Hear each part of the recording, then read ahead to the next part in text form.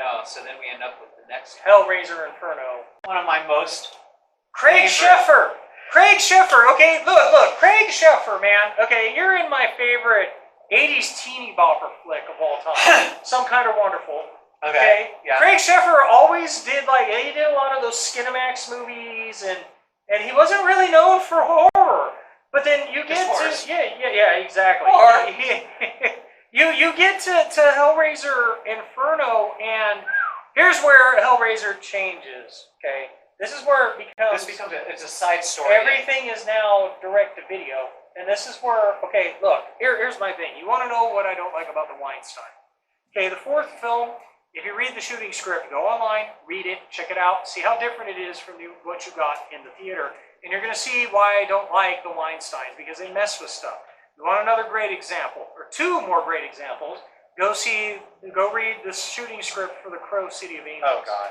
The Tim Pope cut of that film would have been amazing if the Weinsteins would have just left it alone. Yeah. It would have been a way, way better movie than what we got. And then, the ultimate for me, because, okay, here we go. Halloween 6, anybody? Curse of Michael Myers, and mind you, you can get the producer's cut, which is a recut of the film that was put together by Mustafa Akkad, based off the shooting script of Halloween 6. Now, mind you, is Halloween 6, the producer's cut, a great movie? No, but it is way, light years better than what we got in the theater. So there's 3 examples of horror films that, quite frankly, the Weinstein shit all over. Oh, we can talk about so many movies. That they just ruined. And really, when you look at Hellraiser 3, which, yes, there were some changes to Hellraiser 3, but they're nowhere near as dramatic as what happened in Hellraiser 4. The changes with Hellraiser 4 really hurt that film. But Inferno. Yes. Now, heading into Inferno, but wait, there was a point I was making here. Even though Halloween had dumped into the shitter under their watch, okay, they continued to put movies like Halloween Resurrection into the theater, but then decided to stick Hellraiser direct-to-video. And you look at something like Hellraiser Inferno, it was actually a pretty decent movie. It was. It was a new start. It was a different idea. Pinhead kind of, became the crypt keeper of the series. He's kind of like the host of this terrible story that's about to happen, but then gets involved at the end. You know. So here's a little cliff notes of Inferno, which is, like I said, it's one of my top favorite ones. Pinhead is really messing with this human in it. It's like a it's a Noir detective type one. Yes. And there's this, and also happens to be a cokehead and yes, but we're getting to that. Hold on.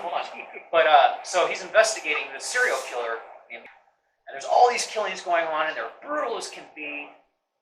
And every time he sees the serial killer, he catches a glimpse of him. That's it. And the whole time during this, you catch Pinhead here and there. Now, I'm not going to give anything away in this one, only because I really want you to watch this movie because of how good it is. And if I give anything away, it's going to screw the whole thing. But let's just say Pinhead is messing with him the whole time. Yes, he does eventually solve the case and all that other crap, but if you like a Constantine-style horror detective movie, I suggest you see this one. I would definitely... the color schemes, the way it was shot, the story, is flawless. You might not like it, but for what it is brilliant. It is a brilliant story. It also has Nicholas Totoro in it too as his partner, who was really popular at the time. Yeah. It was run on NYPD Blue. So it's a very different Hellraiser film. I really enjoyed it. Although there's the one scene where he's making out with the female Cenobite and slips his hands under her skin.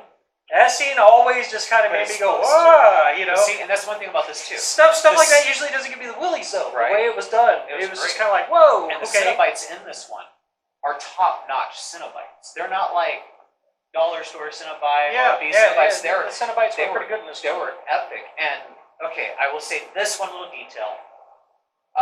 The serial killer Cenobites. That's all I'm going to say. Epic.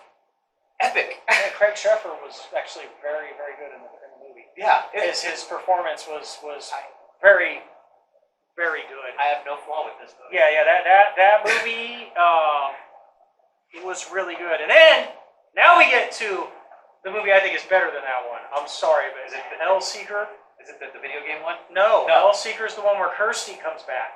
So, but with that, we'd like to say thank you. We appreciate you watching, and if like I said, if you can help us expand, you can help expand knowledge and whatnot, we'd greatly appreciate it. And boils and ghouls, stay scared.